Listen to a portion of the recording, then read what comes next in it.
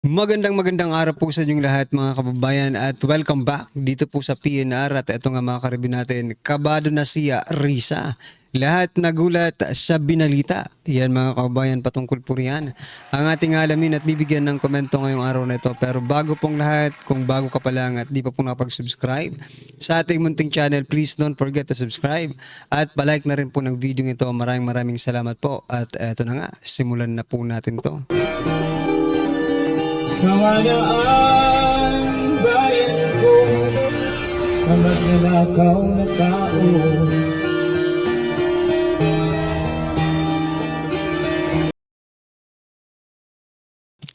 So yan mga kababayan, bago po natin muling i-play ang video ito, pasadahan po muna natin ang mga nagte-trending na mga balita dito po sa mundo ng social media. At unahin na nga po natin ito May tanong po dito mga kababayan. Ito po ang tanong.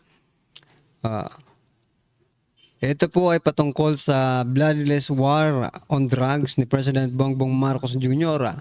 Ang tanong po mga kababayan, believe ka ba sa bloodless war on drugs ng Marcos Jr. admin? Ano sa palagay niyo mga kababayan? Kabilib-bilib ba? Ka-appreciate ba itong bloodless war ni President Bongbong Marcos Jr. Against illegal drugs? Yan mga kababayan. Ano po ang inyong masasabi dyan? I-comment nyo na lang po. At eto, Senator Risa Hontiveros mukhang kabado na. Ito po ang sabi ni Senator Risa Hontiveros. We have reason to believe that this Michael has been coerced or paid off to derail the ongoing criminal proceedings against Kibuloy. Yun po ang paniniwala ninyo. Pero wag po nating kakalimutan na itong testigong lumabas ngayon, di ba? At umamin ay galing din po sa kanila. At kaugnay nga po sa balitang ito mga kababayan, ito pa.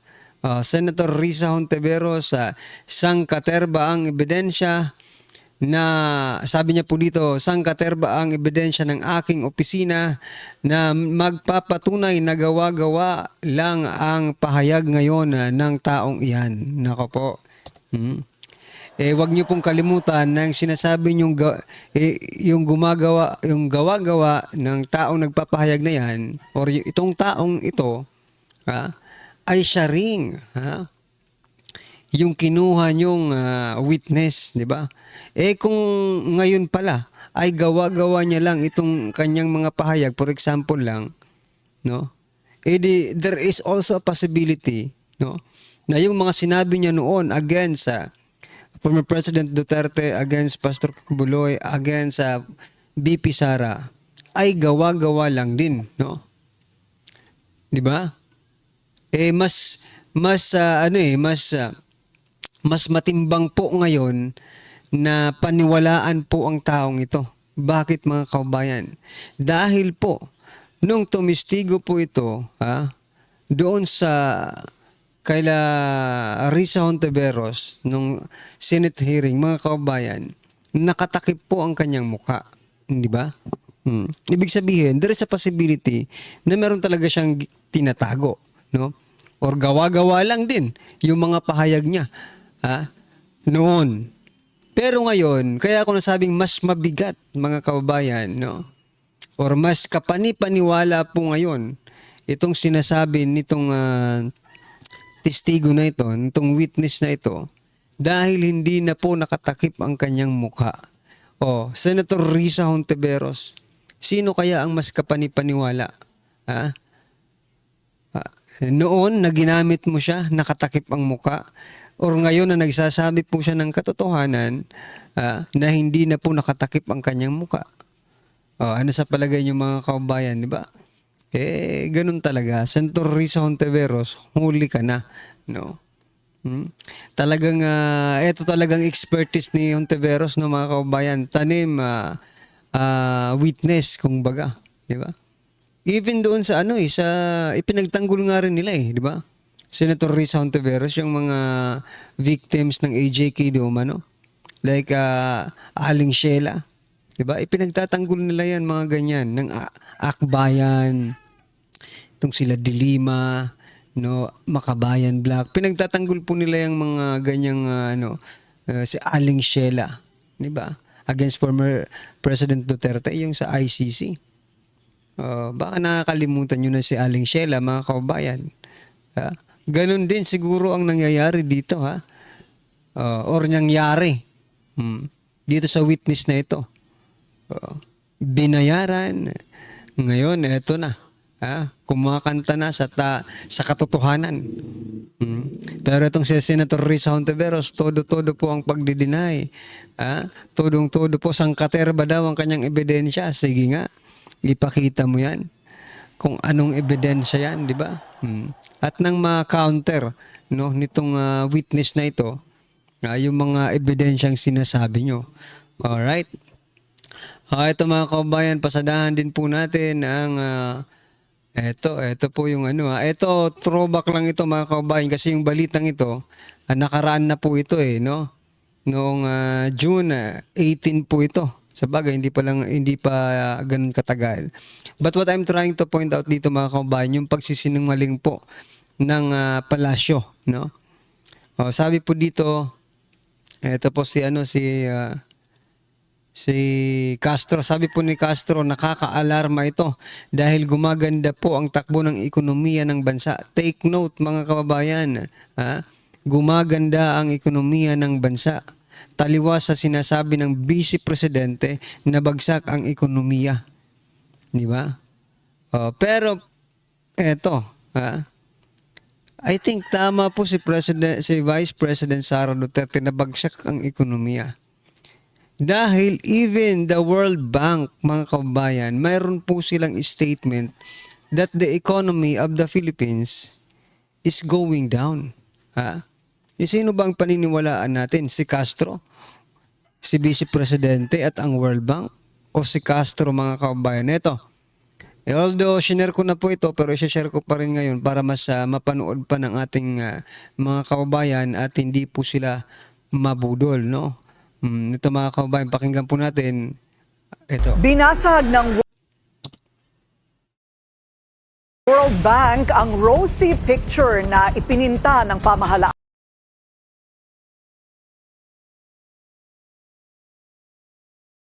ukol sa ekonomiya ng bansa.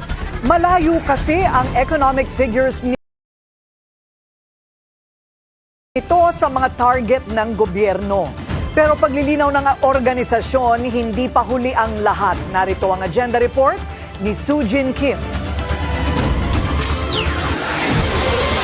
The Philippines has recorded robust but decelerating. Malinaw ang mensahe ng World Bank. Humihina ang takbo ng ekonomiya ng Pilipinas sa gitna ng lumalalang trade crisis at tumitinding tensyon sa ibang bahagi ng mundo. Sa kanilang June 2025 Philippine Economic Update, pinasilip ng World Bank ang kanilang growth and inflation estimates hanggang 2027. Makikita na ang growth rate para sa 2025 ay malayo sa target ng pamahalaan na 6%. We have potentially higher or more persistent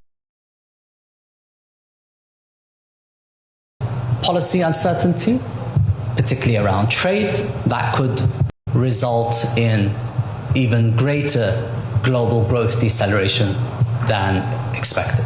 Ayon sa kanilang senior country economist, bukod sa global policy uncertainty, bunsod ito ng mabagal na takbo ng exports at paghina ng mga industriya sa bansa. On the supply side, we see a deceleration in services. And given the export story, we see a deceleration in industry, manufacturing. So yan mga kababayan, huwag na po natin tapusin yung video. Pero although na-share naman po natin ito dito sa ating channel, what I'm trying to point out mga karbi natin, gusto ko lang i-counter itong sinasabi ni Attorney Claire Castro, no, na ang takbo ng ekonomiya ng bansa daw ay gumaganda. Ito po italiwas sa sinasabi ni BP Sara na bagsak ang ekonomiya ng ating bansa at yun din po ang sinasabi ng World Bank, di ba? So, bakit kailangan magsinungaling ng ating gobyerno? Di ba?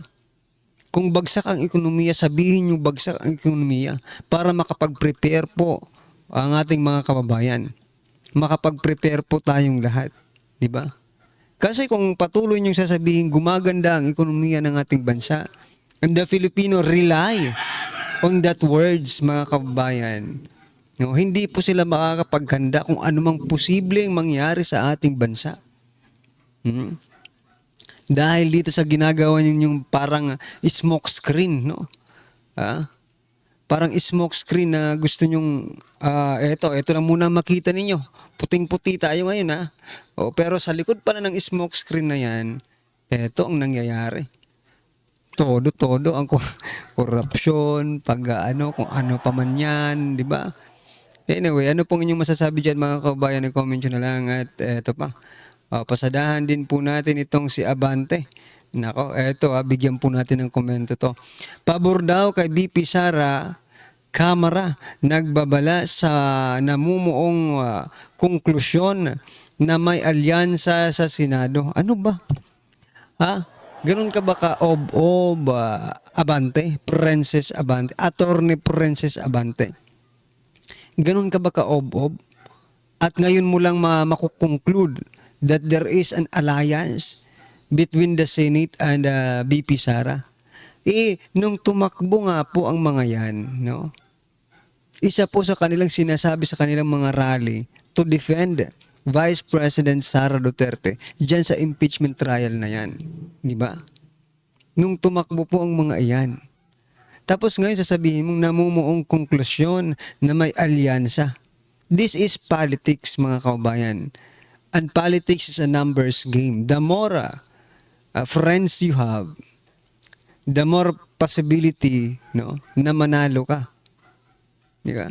Ganon din naman eh. Kung nanalo lahat ng Bagong Pilipinas, alyansa ng Bagong Pilipinas, masasabi mo kaya itong sinasabi mo ngayon? Di ba? Kung lahat ng, for example, nabaliktad, 5 senador lang ang pumabor kay BP Sara, 18 ang pumabor sa inyo sa Kamara. Di ba? Masasabi mo pa kaya yung sinasabi mo ngayon na nagkakaroon ng alyansa ang Senado? Maybe hindi. Di ba? Hindi mo yan sasabihin. Because yung nangyayari ay pumapabor sa inyo. Kaya napakalaking kalokohan kung ngayon mo lang yan yung ngayon mo lang nasabi, ngayon mo lang na-analyze na magkakaroon ng alyansa sa Senado. Talaga. Talaga po. Diba? Expected na po yan ng ordinaryong Pilipino. Diba? Hindi na po yan kagulat-gulat at hindi nyo na po hindi nyo na pwedeng gamitin yan para siraan si BP Sara. It is given.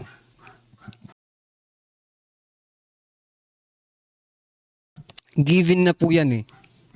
Nung tumakbo pa lang, nung nagrarally pa lang po yung mga, buti nga, hindi lahat ng Duterte nanalo. Kung nanalo pala ang Duterte, mas madugo ang ngayon, mas madugo ang bakbakan, di ba? Kasi hindi papayag ang mga katulad ni Princess Abante, no, na matalo po sila. Ano pong inyong masasabi dyan, mga kababayan? I-comment nyo na lang po. At eto, Senate President Chis Escudero. Eto naman po si Escudero, mga kababayan. Okay. Chis, matigas ang ulo ng mga House Prosecutor. Totoo po yan. Di ba? Ito po ang sabi dito, mga kababayan. May katigasan umano ang ulo ng mga prosecutor ng House of Representatives sa impeachment trial ni Vice President Sara Duterte. Ayon po yan kay Senate President Francis Chis Escudero. Aba. Totoo naman eh. No? Matigas talaga ang mga ulo ng mga tonggrista. Diba? Even not in this trial. No? Maging nung mga investigasyon pa lang kay Vice President Sara Duterte, talagang sa bagay, marami sila eh. Marami po sila, kaya ganyan siguro ang kanilang mga pag-uugali. Anyway, ano po ang inyong masasabi dyan? Naniniwala ba kayo na matigas talaga ang ulo ng mga prosecutor ng House of Representatives. Anyway, i-comment nyo na lang po. At eto pa mga kababayan, pasadahan po natin, last po natin pag-uusapan bago po natin i-play yung video. Sabi po dito ni Atty. Rowena Guanzon, mananalo lang yung presidente kapag napadisqualified or impeach niya lahat ng kalaban. Ako po ang tinutukoy niya po mga kababayan si Speaker Martin Romualdez. Kaya nga no? Kaya nga gustong-gusto nilang ma-impeach si Vice President Sara Duterte para ma-disqualified pagdating po ng 2028. Yan po talaga ang goal nila. No? Ang gastos naman ng goal na ito. Ilang bilyones na ba ang ginagastos ninyo para mapatalsik si Vice President Sara Duterte? No? For their personal interest. Diba? Nako po. Ginagamit ang kaban ng bayan for their personal interest. Di ba dapat it is always the interest of the Filipino people? Pero bakit ganito mga kababayan? Mukhang naiisahan tayo Naiisahan tayo ng mga buwaya sa ating House of Crooks. Ayan mga karibin natin. Ano po ang inyong masasabi dyan? I-comment nyo na lang. At eto, pasadahan po natin ang video ito at bigyan po natin ng reaksyon. Eto na po. Medyo malungkot na topic pag-usapan natin ngayon. May napanood ako sa Facebook Reel, post ni Day. Sinare niya si Maharlika nagsasalita. First time kong makita si Maharlika na maiyak-iyak. Niiyak na nga nasaray ako kay Maharlika matapang. Dito dahil sa kalungkutan tungkol ito kay Tatay Digong, kaya maiyak-iyak siya. Yung sinabi niya na kwento daw ni Ma'am Hanilet Abansinya sa kanya na si Tatay Digong sa loob ng kulungan nagbibigay na siya ng habilin o yung last will and testament. Nako, delikado yun. Dahil sabi ni Bibi Sara, sabi ni Congressman Pulong, pumapayat na daw si PRD. Payat na payat dahil walang ganang kumain. Okay, pakinggan muna natin si Maharlika. Actually, this is not being weak. Okay, I'm being emotional. Kasi, andito ako Di ba sinabi ni Manilet na nung pumunta siya sa Dahig, hindi siya nagsalita, hindi siya nagpa-interview. Nung last yun nakita niyo yun, di ba, sa vlog? Since sinabi naman niya, yung nararamdaman niya kahapon, I think, pwede ko nang sabihin, nung paglabas niya doon sa ICC, ang bigat talaga. Pinuntungan na sa amin na nagla-last will si Pangulong Duterte. Yun, last will. Nag-last, bibigay ng mga huling na billion or something. At sabi naman niya, okay siya. Pero I think, I don't know. I mean, only God knows. Only God knows.